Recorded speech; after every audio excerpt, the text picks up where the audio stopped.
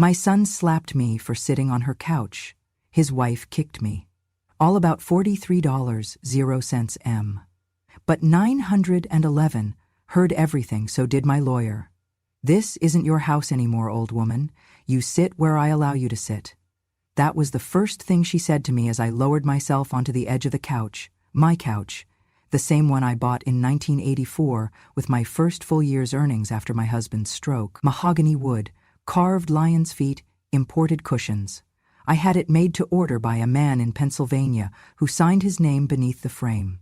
For 40 years, no one sat on that couch unless I offered them tea first. It had seen Sunday prayers, Christmas mornings, and Andrew's first broken heart. But today, in Clarissa's living room, that couch sat under a chandelier I never bought, against walls I no longer painted, in a house I no longer owned. I sat anyway. I reached out and touched the armrest. The carving was faded now, lacquered over in some glossy varnish Clarissa must have ordered off some influencer's Pinterest board. There were no scratches anymore, no trace of the mark my wedding ring had made when I collapsed onto it after my husband's third seizure. She had scrubbed me out of it, detail by detail. She came closer. I could smell her perfume. Sharp, synthetic, expensive. She always wore it too heavy, like she needed to prove something before she opened her mouth. Then she opened it. "This isn't your house anymore, old woman. You sit where I allow you to sit." I didn't answer. She slapped me so fast I barely had time to blink. Her hand caught the side of my cheek, the force tipping my glasses halfway off my nose. I was still adjusting them when her foot landed against my shin. It was a clean, pointed kick, not hard enough to break me, just hard enough to humiliate. I let myself fall, not from pain, from choice. My body folded down to the rug, and I stayed there, palms flat on a carpet I had not chosen. Air filled with the scent of citrus cleaner. Clarissa loomed above me, breathing like she had just climbed a mountain, and then I saw him. Andrew. He stood at the archway between the kitchen and the living room, holding a tumbler of something dark. Bourbon, maybe. The same way his father used to hold his guilt. He did not run to me. He did not shout at his wife. He did not even blink. He looked down at me and said, "4.3 million? You should have died before you touched it." And that was when I understood. He had known what she would do. He had allowed it. Maybe even encouraged it. I did not say a word. Instead, I turned my chin slightly toward the brooch, pinned to the collar of my cardigan. Silver, shaped like a lily. Inside it, hidden beneath the petals, was a microcamera. It had been recording since I stepped inside. 8 minutes, 26 seconds. Every word, every strike, every dollar I had become unworthy of, according to them. I pressed my hand into the rug and stood. Clarissa stepped back, maybe surprised I did not cry. I adjusted my sweater and let my eyes wander to the corner of the room. The photo was still there. It hung on the wall near the staircase, a framed family portrait from 10 years ago. The 5 of us, me, Andrew, Clarissa, baby Noah, and my late husband. We had taken it on Easter Sunday.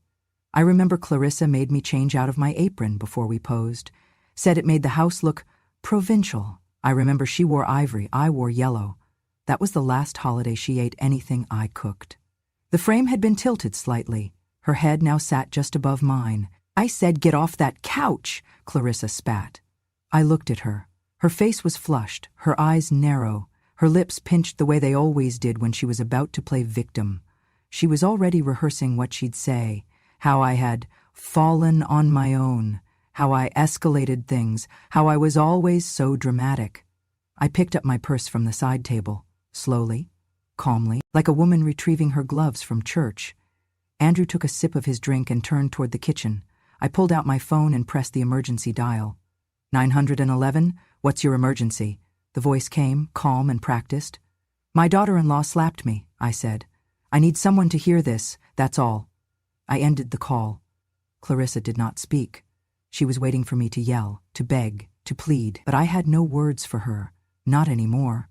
I opened the front door. The late afternoon sun touched my face as I stepped out. The air smelled like hydrangeas and distant barbecues. My neighbor across the street, a kind widow named Marjorie, was pruning her garden. She looked up and smiled. I smiled back. she would never know what had just happened behind those walls. But she had once told me, "You carry yourself like a woman who has already won." I opened the car door. My hands were steady. Inside the glove compartment, a flash drive waited. I always made a copy. Always. Trust is earned, and mine had run dry years ago. I looked in the rearview mirror. My cheek was red, my lips pressed tight, but not trembling. My eyes, his eyes, were wide and clear. "She thinks I'm weak," I whispered. Then I smiled. Let her keep thinking that. That night, I brewed a pot of green tea and sat in the sunroom of my apartment, the one I bought in my own name, with the last of my mother's inheritance. I watched the river move slowly through the dark. It had rained earlier, and the current was quiet, like it was holding its breath. I sent the footage to Mark, my lawyer. Along with it, I typed one sentence. Clause 7, effective immediately. Then I turned off my phone. And I slept like someone who had just walked through the last door she would ever let them close. People think betrayal happens in a single moment. One sharp turn, one loud fight, one cruel sentence. They are wrong. Betrayal is slow, like water through wood. It warps you over time. The first time I signed something I should not have, Andrew was 12. I had just mortgaged the ancestral home, my parents' house, the only land we had left, to open a corner diner in town. He needed braces. His father had just lost mobility in both legs. We were living off what I could make cleaning motels and baking pies out of a shared church kitchen. The banker told me, "If it fails, you lose the house." I told him if I do nothing, I lose my husband. He never asked again. I named it June's Table. Not after me, after the month we got married. The only month in our lives where nothing bad happened. I opened that diner 6 days a week. I cooked through fevers. I smiled through funerals. I served soup to people who once called me the janitor's wife. That place fed our mortgage, paid for school supplies, and put Andrew in band camp when his father could no longer walk to the auditorium. Clarissa came into our lives just after Andrew turned 23. She wore her ambition like perfume, strong and unmistakable.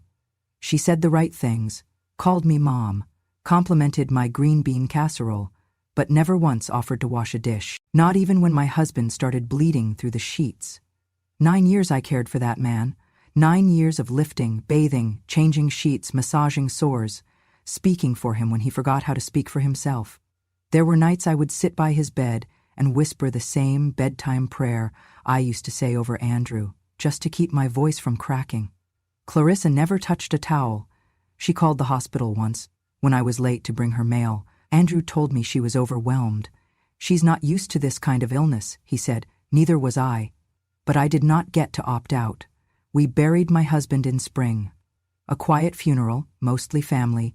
Clarissa wore white, said it was a color of peace. She cried into Andrew's shoulder and did not say a word to me that whole day. A year later, they asked to move in. "Just until we save up for our own place," Andrew said. I said yes, of course I did. They were my only family. I made up the guest room. I left the drawer empty. I even made space in the kitchen, though Clarissa brought her own spices and never touched mine. I knew things had changed when she started locking the door to the guest bathroom, but I kept quiet. It was a Tuesday, rainy, cold, when Andrew came into the kitchen with wet eyes and shaky hands. He sat at the table like a boy again. "Mom," he said, "I need to ask you something, and I hate that I have to." I stopped washing dishes. He did not look up, just kept wringing his hands. "Clarissa won't sign the refinance if you're still on the deed. She says it's complicated. The lawyer says it's better if everything's in our name for now, but I swear it's still your house, Mom." "I swear." I said nothing. "Please, Mom, just until we're stable. You trust me, right?" I stared at the same table where I had once iced his ankle after soccer practice, where I had taught him how to subtract with sugar packets, where I had placed my husband's pain pills, measured by hours, not milligrams. He put his hand over mine. "Mom, you love us, right?" And there it was. Not a question, a test. I nodded, and I signed. I signed because I believed in blood, because no one had ever taught me the language of self-preservation, because I thought love meant handing over the keys and never asking when they'd be returned. After I signed, Clarissa hugged me and said, "This will make things so much easier." She never said thank you. That week, the locks were changed. They said it was for security. I said nothing. They moved their furniture in, packed mine into the garage. "We'll store it properly," Andrew promised, but by winter, my old couch was on Craigslist. The rocking chair my husband built, gone. The wedding china boxed and labeled Misk. I told myself it was fine, that I was still welcome, that I had done the right thing. Then one morning I came home from the market, and my house key no longer worked. Clarissa opened the door 2 inches and said, "Oh, Andrew meant to tell you, we had to rekey everything, insurance reasons." I waited for her to hand me a new key. She never did, and I still said nothing. That night, I slept on a friend's couch. I told her it was just temporary, that Andrew would fix it. He never did. The next week, Clarissa sent me an email. Not a call, not a visit, an email. It read, "Going forward, please text before arriving. We're trying to preserve the space for our own family dynamic. I'm sure you understand." I read it twice. Then I deleted it. And still, I told myself it was a misunderstanding. Silence isn't always surrender. Sometimes it's a strategy. I wasn't mute, I was memorizing. Every door they locked, every insult disguised as concern, every lie they told with a smile. I didn't speak because I was archiving. Because when a wound is slow, you do not feel the cut, only the scar. That scar would grow for 3 more years, until the slap. But back then, I still believed him. Still believed, in that trembling voice, those wet eyes, that quiet plea. "Mom, you love us, right?" I did, and I do. But love is not a deed, and trust should not cost a house. It started with a file folder. 3 months before the slap, I found it in the bottom drawer of the study desk. Clarissa had left the cabinet unlocked. She always said she did not trust old systems, so she backed everything up digitally, but she still printed things, out of habit or paranoia. That day, while looking for the warranty paper for the dishwasher she said I had probably broken, I opened the wrong drawer. Inside, 3 folders, labeled neatly in her handwriting, asset transfer drafts, inheritance planning, and household restructure legal. My name was printed on only one of them, as former owner. There were highlighted sections, lawyer comments, notarization drafts I had never seen, terms like power of occupancy, senior release of title, and something called a diminished capacity memo. I am no legal expert, but I raised 2 children, buried a husband, and ran a business for 14 years. I know when someone is preparing to erase you. I put the folder back exactly as I found it. Then I made tea, not because I wanted it, but because rituals calm the hands when the heart is not ready to tremble.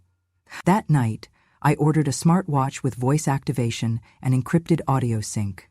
The model was simple, discreet, marketed toward hikers and solo travelers. I told Andrew it was a gift from a neighbor, a fitness tracker. He did not ask twice. Clarissa, on the other hand, had once ripped out the kitchen security cam after she tripped over the cat. "Your mother keeps bumping things and blaming me," she told Andrew, while staring right at me. He believed her. The house became quieter after that. Not because there were fewer arguments, but because fewer of them were recorded. She started locking drawers, password protecting her emails, speaking in whispers when she talked to her attorney on speakerphone. I started pressing record when I woke up. The watch caught everything. Snide comments, financial threats, muttered plans. Clarissa spoke like the house was hers. Andrew rarely corrected her. When I asked about overdue mail, she told me I was imagining things. When I noticed my prescription was missing, she said I had misplaced it. When I asked why my bedroom was suddenly used for storage, she told me, "Old women don't need privacy, just peace and warm socks." Every night, I transferred the day's audio to my laptop, encrypted the file, and emailed it to Mark. Mark was the only man who still called me ma'am with sincerity. He had been my husband's student years ago, back when I was still young enough to be underestimated, but old enough to notice. When my husband died, Mark had sent flowers and a handwritten note. When the house deed was transferred out of my name, he was the only one who raised a red flag. I trusted him with the files. I trusted him with my silence. After the slap, after the couch and the kick and Andrew's words, I sat in my car, breathing through my teeth. I looked at the red imprint on my cheek in the rearview mirror and touched it once, not to soothe, just to confirm it was real. Then I reached for my phone. I pressed and held the emergency dial. 911, what's your emergency? The voice was calm, trained, distant. My daughter-in-law slapped me, I said. Pause. I need someone to hear this. That's all. The line went quiet for a moment. Then I heard the soft click of the call being recorded. I ended it before they could ask questions. I did not need a patrol car. I needed documentation. That one sentence, those 9 words, carried more weight than a broken bone. Later that night, I uploaded the footage. The brooch cam had captured the entire scene. Clarissa's voice, the impact, Andrew's silence. You could even hear the ice in his glass. The 911 call paired with the footage like a lock and key. I did not cry as I sent it. Instead, I boiled water. I fed the cat. I watered the dying orchid by the window, not because I believed it would bloom again, but because tending to something fragile still made me feel human. Mark responded within the hour. Received solid, confirming Clause 7 activation window. Will advise. Clause 7. It was the quiet clause. The one they laughed at during the first round of papers, back when I insisted on it. Clarissa had smirked when Mark read it aloud. In the event of proven physical, verbal, or financial abuse toward the original owner, all transfers are subject to full revocation at discretion of legal counsel. She had laughed and said, well, I guess we'll be on our best behavior. Andrew had said, it's just a formality. We'll never need it. I had nodded, smiled, signed, and under my breath I whispered, but I will. The next morning I got up early, cleaned the counters, swept the entryway, folded the blanket on the guest bed where they had made me sleep the past few months after Clarissa said my joint pain groaning was keeping them awake. Then I placed the flash drive on the dining table. Beside it, a single note. I remember everything. Mom. They would find it after the meeting, but by then it would be too late. They scheduled the meeting for a Thursday. Clarissa wanted it at 10 a.m. Morning energy is best for clarity, she said in the email. She arrived early, wearing a white blazer and heels sharp enough to pierce drywall. Andrew walked in 10 minutes late with a paper cup of overpriced coffee and sunglasses still on. He said nothing to me, not even hello. The conference room smelled like printer toner and lemon disinfectant. A notary sat at the far end, flipping through paperwork with the quiet precision of someone who had seen too many families in too few chairs. Clarissa smiled at me across the table like a weather girl, delivering bad news with charm. I know this whole thing has been hard for you, she said, voice dipped in sweet poison. But I promise, once we finalize today, it'll be simpler for everyone. Mark sat beside me. No expression. Just a pen and a leather briefcase that had been in his family longer than my daughter-in-law had known my name. The folder was passed down the table. Clarissa signed with flair. Andrew leaned back in his chair, tapped the edge of the table, and said with a smirk, Mom won't even remember signing this next week. They laughed, lightly, like it was a joke. I said nothing. The notary prepared to record the signatures. Clarissa adjusted her hair. Andrew sipped his coffee. And then Mark opened the briefcase. He pulled out a red folder, thicker, stamped, sealed. He slid it across the table like a dealer laying down a final card. I'd like this entered into record, Mark said, calm and measured. It concerns Clause 7 of the agreement, signed on January 17th, 3 years ago. Clarissa froze. Andrew blinked. What clause? Mark didn't look at him. The clause that stipulates immediate revocation of all transfers in the event of confirmed abuse, physical, verbal, or financial, toward the original owner. Clarissa let out a small laugh, dry and high-pitched. That's ridiculous. That clause was ceremonial. You said it was ceremonial. I said it was protective, Mark replied. And today, it is active. He reached into his bag and placed a tablet in front of the notary. The screen showed the recording, Clarissa's voice, her slap, her words, the kick, Andrew's silence, then his voice. $4,300,000 0 cents. You should have died before you touched it. The room went quiet. Clarissa's mouth opened, then closed. Andrew pushed his chair back slightly. Mark turned to the notary. This footage was captured via a concealed body camera with timestamp synchronization and has been authenticated by both digital and legal protocols. Abuse is clearly evidenced. Clarissa's voice cracked. "This is emotional manipulation." Andrew slammed his hand on the table. "You set us up. You planned this." I looked at him, my son, and said, very softly, "You gave me no choice." Mark continued. "As per Clause 7, Section B, this recording nullifies the current transfer agreement. All legal rights to assets, properties, and titles revert to the original owner, effective immediately." The notary did not speak for several seconds. Then he nodded, picked up his pen, and wrote 2 words. "Revocation confirmed." Clarissa stood so quickly her chair toppled backward. She didn't notice. "You can't do this. We had a deal." Mark looked at her. "You had a mother-in-law," he said, "and you lost her." Andrew stared at the table, red rising in his neck, his hands clenched. "This is elder exploitation," he muttered. "She's weaponizing her age." Mark raised an eyebrow. "You mean the age she spent feeding you, bathing your father, and funding your entire adult life?" No one spoke. The notary handed the folder back to me. Everything was mine again. Clarissa grabbed her bag and stormed out. Andrew stayed, just for a second. Then he looked at me. No rage, no apology, just the hollow gaze of a man who realized the faucet had been shut off. He followed her. I sat there for a moment longer, hands on the table, breathing evenly. Mark packed up the documents. "You handled that with restraint," he said. I smiled. "You say that like it was easy." He shook his head. "It was earned." We walked out together. The sky outside was clear, the wind gentle. I had come into that room with scars they could not see, but I left it with something better than revenge. I left it with my name, my power, my home, and the last word. By that evening, their names were gone. Mark worked fast. I had signed the last revocation form by noon. By 4:00 p.m., Andrew and Clarissa were locked out of every shared account, checking, savings, the investment portfolios I had once set up for their future. Their access to the trust was cut off. The cards linked to my estate account declined at the gas station, then again at the grocery store.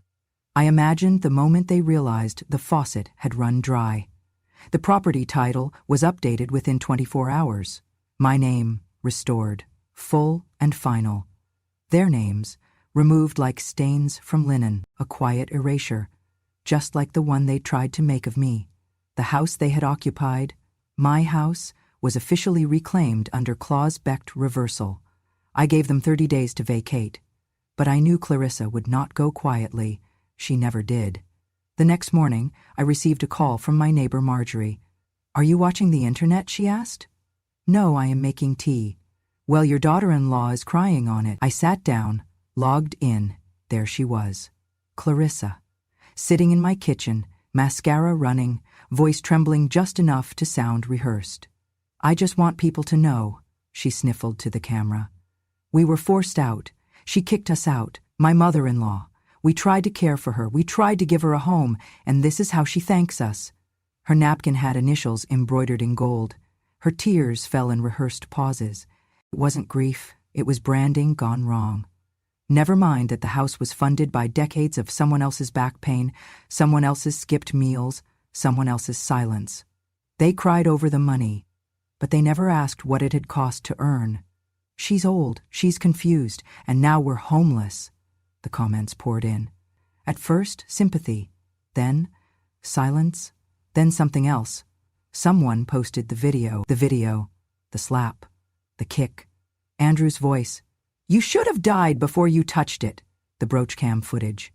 The 911 call, paired, synced, posted to a subreddit titled r/Elder Abuse Justice, and from there, it spread like fire. One user wrote, "They gaslit this woman, stole from her, hit her, and now they're crying on Instagram?" Another said, "Imagine being this cruel and still thinking you're the victim." Clarissa's tear-stained live stream was stitched side by side with the footage of her hitting me over and over. 10 seconds, 15 seconds, slow motion, subtitled, TikTok, Twitter, YouTube, Threads. My name trended, not because I asked for justice, but because I had recorded it. By the end of the day, Clarissa's PR clients, fashion brands, wellness apps, a few tech startups, released statements. "We do not condone abuse. We have terminated all partnerships." Within 48 hours, Clarissa's personal website was taken down. Andrew lost his access badge to the Sterling Group campus. Not because I told them to, but because the company's ethics clause allowed immediate disassociation upon verified misconduct toward a founding shareholder, which again was me. I sat on my sunroom couch, the one they had said was too outdated, and watched the numbers grow. Views, shares, hashtags. I did not comment, I did not repost. I let the truth do the work. They say isolation is the worst punishment, but I had been isolated long before that Thursday. I had been ignored at dinner tables, excluded from conversations, erased from decisions. What came now was not punishment. It was perspective. For them. Andrew sent a short email 2 days later. This was never what I wanted. You didn't have to make it public. I didn't reply. Because I had not made it public, their actions did. Clarissa's Instagram went private. Andrew deleted his LinkedIn. I changed the locks again, not because I was afraid, but because I was finished. Finished asking for permission to sit in my own living room. Finished hoping my silence would teach them grace. Finished waiting. There was no ceremony to their downfall. No fireworks. Just distance, and the knowledge that this time, finally, no one could twist the story. Because the world had already seen it, and the world, for once, believed me. I asked him to meet me at Mark's office. Noah arrived 10 minutes early, wearing a wrinkled button-down and jeans too short at the ankle. He had grown tall in the last year, taller than his father had ever been. His voice had dropped, but his eyes were still the same. Curious, soft, watchful. He greeted me like always. A brief hug, one hand firm, the other hovering like he still wasn't sure if it was okay to hold on too long. "Grandma," he said, looking nervous, "is everything okay?" "Yes, sweetheart, everything's better now." Mark offered him water. Noah declined. We sat at the conference table, no press, no announcement, no cameras, just a manila envelope in my hand and a conversation waiting to be had. I slid the envelope across the table. Noah blinked. "What's this?" "Open it." He did. The papers were clean, stapled, signed. A 25% share transfer of Sterling Group's equity, legally executed, irrevocable, and filed that morning. His fingers shook as he read. He looked up slowly. "Why me?" I smiled, not because I was proud, not because I needed him to be grateful, but because it felt good to be understood before being asked. "Not because you defended me," I said, "but because you never needed proof to remember who I was." He didn't speak right away. His eyes welled up. He looked away, pretending to blink something out of his lashes, but there were no lashes in the way. That day, after the slap, he was the one who found me in the driveway. Clarissa had already locked the door. Andrew had gone inside without a word. Noah walked out quietly, carrying a towel and a small first aid kit. He didn't say anything. He just sat beside me on the garden bench and pressed the towel to my cheek. "Too much ice can burn," he had said softly, so I warmed it a little.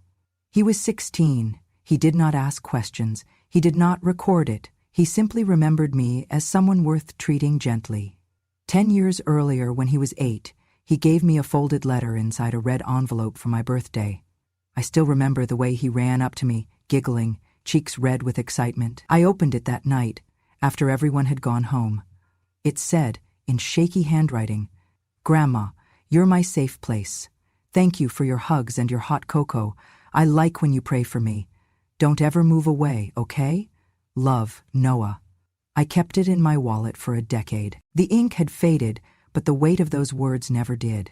I watched him read through the documents again, his mouth slightly open, like the air had changed. "But I didn't do anything to deserve this." I nodded. "That's why it's yours." There's something sacred in a young man who sees his grandmother not as fragile, but as whole, who doesn't wait for proof or bruises or public videos to believe a quiet woman can still be wrong. Noah never asked what really happened between me and his parents. He already knew. Because he was the only one who stayed behind that night.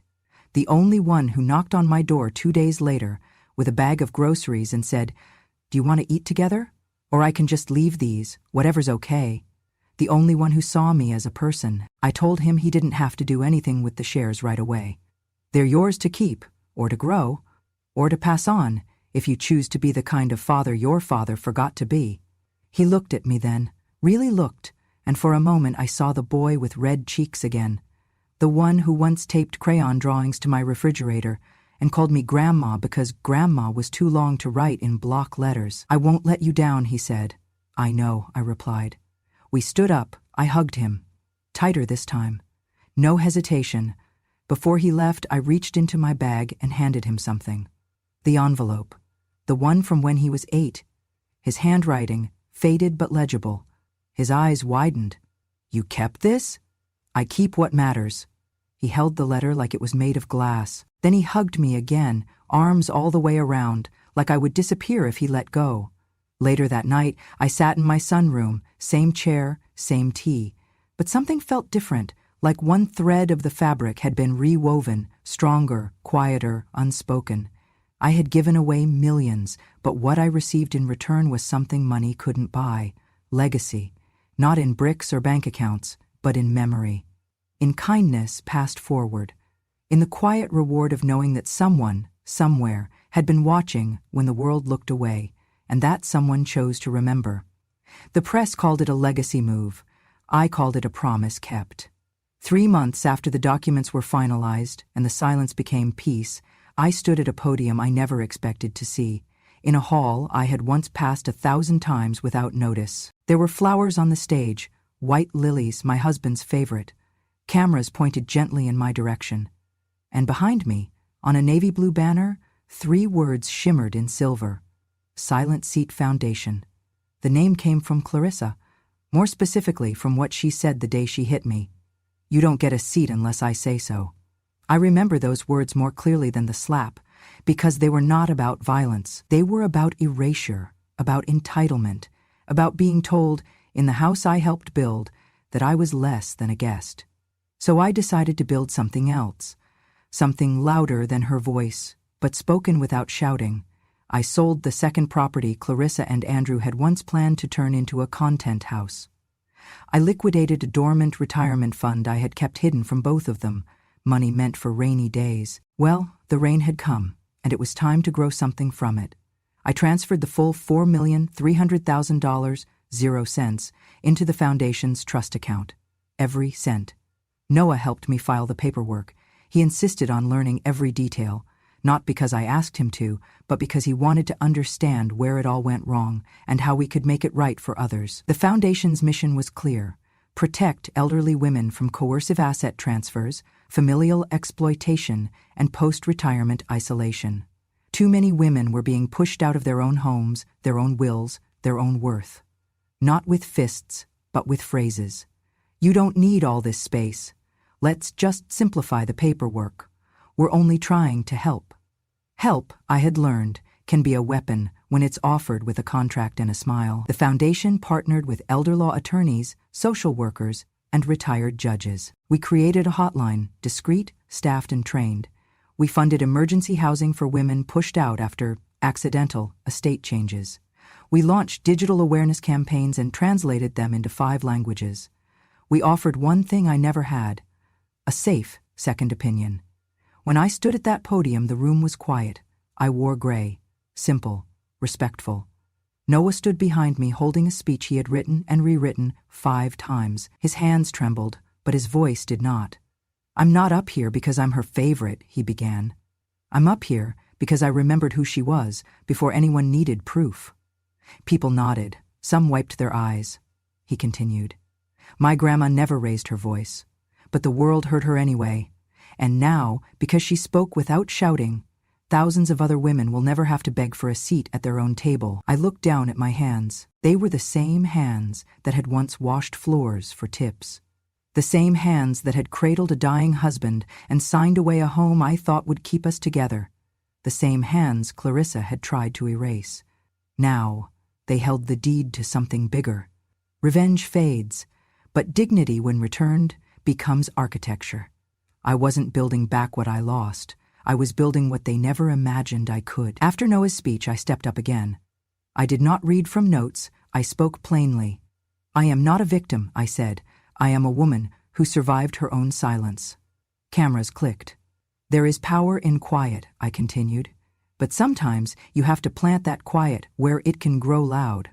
I told them about the couch, about the brooch, about the letter Noah wrote when he was 8 that I still kept in a drawer. I told them about the moment I realized being good was not the same as being safe. And I ended with this: if you were ever cropped out of the photo, if you were ever asked to give up your seat in a room you helped build, this foundation is for you. The crowd stood, not because they were told to, but because they wanted to. That night, I sat alone in the sunroom, just like always. But this time, I opened a letter, handwritten, thick paper, the good kind. It was from a woman in Ohio. She had seen the live stream, the footage, the headlines. She had lost her home to her daughter's second husband, who told her she owed them her name. She had called the Silent Seat hotline. She had been heard, represented, protected. Her final sentence read, "You saved me before we ever met." I pressed the letter to my chest and closed my eyes. I had lost many things: my son's respect, years I would never get back, a name that had once meant family. But I had built something from the bruises, and now no one, not Clarissa, not Andrew, not even time, could take it away. He called me ma'am when he showed up at my door. No one calls me that anymore, except grocery clerks and debt collectors who realize too late I own nothing. But I recognized him. Even after 37 years, the boy I used to sneak cornbread to behind the diner, the one with knees too dirty to pass school dress code, the one who used to stutter so badly he pointed to the menu instead of speaking. "Ma'am," he said again, softer this time, "you probably don't remember me." "I remember everyone I feed," I told him. His eyes welled. He took off his cap. "I'm a reporter now," he said, "or trying to be. Freelance, mostly stories no one pays attention to, but I saw the live stream, the video, and I knew I had to find you." He didn't ask for money. He asked for truth. And I gave it to him. Not everything, just enough. The slap, the camera, the foundation, the silence that finally spoke. He listened like someone who'd never been believed. I saw it in his hands, the way they trembled when I played him the 911 call, the way he clicked his recorder off and on like he was afraid it would all disappear. "I know someone at the platform," he said when I showed him the footage again. "If I send this, it won't get buried." And it didn't. 2 days later, it hit the front page of r/Elder Abuse Justice. The title was simple: "She Sat Anyway." The post included the full CCTV clip. The moment I sat down on my own sofa, the slap, the kick, my son's face like stone, the sound of Clarissa's heel hitting my shin. Paired with it was the 911 audio. "My daughter-in-law slapped me. I need someone to hear this." That's all. There was no screaming. No accusations, just proof. And the world heard it. Within hours, the subreddit exploded. Women in their 60s and 70s shared their stories of homes signed away, pensions redirected, wills rewritten under pressure.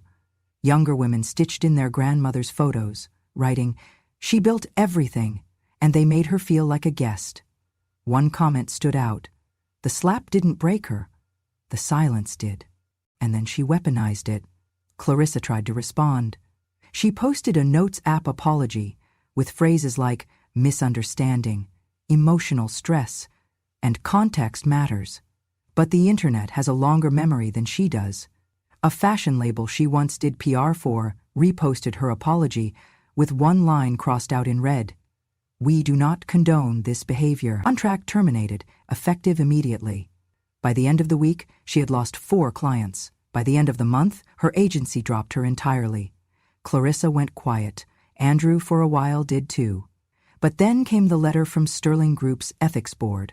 I was copied as a primary shareholder. It read, "After internal review and per clause 9.4 of our beneficiary conduct agreement, all medical and financial benefits previously extended to Mr. Andrew G. Sutherland are hereby revoked. Grounds: violation of fiduciary trust, documented elder abuse, and reputational harm to founding shareholders." That clause was mine. I'd written it into the group's founding documents 27 years ago when my husband first turned his consulting firm into something real. He had wanted to skip the legalities. I had insisted. "Put it on paper," I told him, "so they know how far we'll go for dignity." Andrew must have forgotten that. The benefits were gone. Health coverage, retirement match, his automatic bonus tier, All of it. He emailed once, "You're destroying my life." I didn't reply. Because I wasn't. He had done that already. I had simply stopped saving him from the consequences. The reporter emailed me again. Weeks later, it hit national. News anchors called it a viral reckoning. Columnists said it uncovered the quiet epidemic of legal exploitation behind closed doors.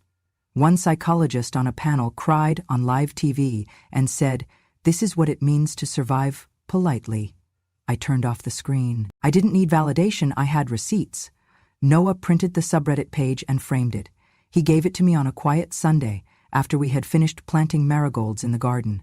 He pointed to one comment. She never raised her voice, but the world heard her anyway. He said, "That's the one." I nodded. He hung it in the hallway, where Clarissa once said the wallpaper made the house look tired. It never looked more alive. Sometimes justice doesn't roar. Sometimes it uploads at 2 a.m. from a reporter's cracked laptop. Sometimes it's a comment thread. Sometimes it's a contract clause no one took seriously until it lit the whole house on fire. They thought I'd sit quietly forever, but I remembered every word, and when the world finally listened, it shattered the silence they had mistaken for weakness. Now all that remains is truth, and room to sit wherever I damn well please. The envelope was cream-colored, heavy, handwritten, no return address, just my name. Inside, 7 words, etched in the same boyish handwriting I used to correct on his math tests. "I know what I did. If you ever want to see me again, room 7, next Thursday noon." No signature, no apology. But I knew. I read it once, folded it neatly, placed it in the drawer beside my bed. That Thursday, I woke before dawn. I didn't wear black. I wore the same gray suit I had on the day I took back the deed, simple, lined, the fabric soft at the cuffs. No brooch, no watch, no hidden cameras. That chapter was closed. In my purse, only 2 things: my wedding ring and a folded legal document, witnessed, notarized, bearing my name across the top. Waiver of legal pursuit in perpetuity. His name followed. Not in bold, not underlined, just there, plain. At 11:58, I walked into room 7. It was a quiet space, sterile and gray. A hospital room, not a courtroom. Andrew sat upright in the recliner, a monitor blinking behind him. IV in his arm, no flowers. Just stillness. He looked older than I remembered. Not just tired, deflated. The kind of man who had once counted on being forgiven too many times and finally ran out of chances. He tried to stand. I shook my head. "No need," I said. We said nothing for a while, just the sound of the clock ticking, 3 seconds too slow. I placed the ring on the table between us. It caught the light. He stared at it. "This was Dad's." I nodded. "I wore it for 47 years, through everything, until the day you looked at me like I was the furniture." His mouth tightened. I took the second paper from my purse. "I brought you this," I said, laying it beside the ring. He leaned forward, read the title. Eyes widened. "You're letting me go?" "No," I said. "I'm letting myself go, from needing anything from you." He swallowed hard. "I was wrong." I said nothing. He tried again. "I don't expect you to—" "You were my son," I interrupted, voice even. "But now you are a man I survived." His shoulders crumpled. But I didn't move. No hug, no tears, just air between us and history thick in it. After a moment I stood. He looked up. "Will I ever see you again?" I picked up my purse. "That's no longer mine to answer." And I walked out. The door closed with a soft click. No goodbye, no forgiveness ceremony, just the truth and time. If you were ever cropped out of the photo, if you were ever called a burden for sitting in a room you built, if they told you that quiet meant weak and age meant done and generosity meant you owed them more, then this story is yours, because the ones they call trash often funded the whole damn house. She never called herself a hero, never raised her voice, but when they tried to erase her, she recorded. When they tried to unseat her, she built a bench for others, and when they asked her to disappear, she wrote her name in permanent ink. That's the kind of woman she was. Not a martyr, not a saint, just a grandmother with a memory longer than their patience. And now the world remembers too.